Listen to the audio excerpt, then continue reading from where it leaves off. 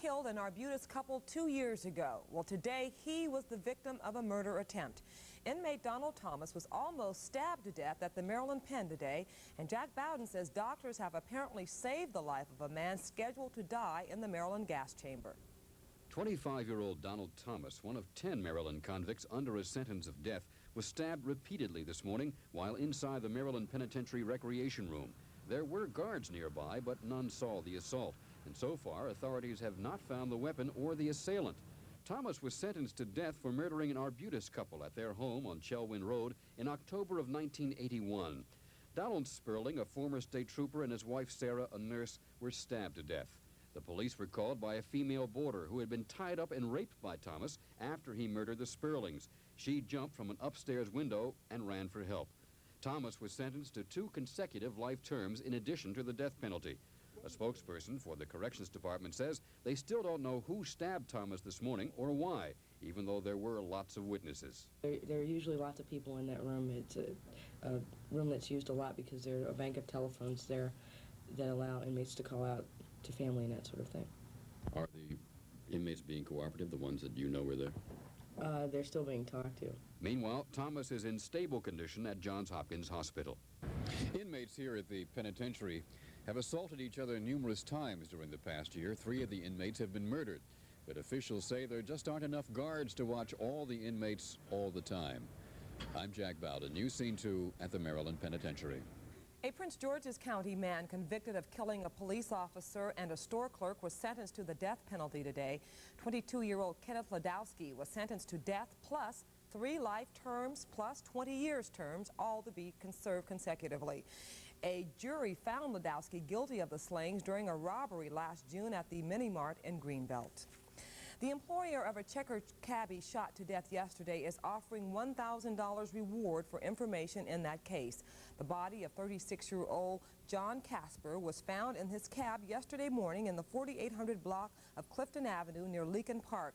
Investigators are searching for 2 men who were seen standing by Casper's cab. Another cabbie found the body after the 2 men told them a cab driver was hurt. Meanwhile, the general manager of the Yellow and Checker cab companies, Mark Joseph, says the incident has spurred attempts to increase cabbie security in the area. We feel that the Taxis on Patrol program, where the drivers report crimes in progress, is very important, and so is the stepped-up police department stops of taxi cabs and spot checks of taxi cabs. If you have any information on the cabbie shooting, please call the Baltimore Police Homicide Division. That number is 396-2721. Funeral services were held today for 4 victims of a Baltimore house fire on Tuesday. A mass of Christian burial was said at Our Lady of Good Counsel Church for Bertha Vogel, her daughter Mary Jane, her 4-month-old grandson Jesse Vogel Jr., and Michael Estep. The 4 were overcome by smoke during an early morning blaze on Tuesday in southwest Baltimore. It looks as if we will see some changes this season in food and drink we get at Colts and Orioles games. The Parks Board has chosen a joint venture between Era Services of Philadelphia and Martin's Incorporated of Baltimore to be the new concessionaire. Kevin Brown looks at the changes the fans will notice.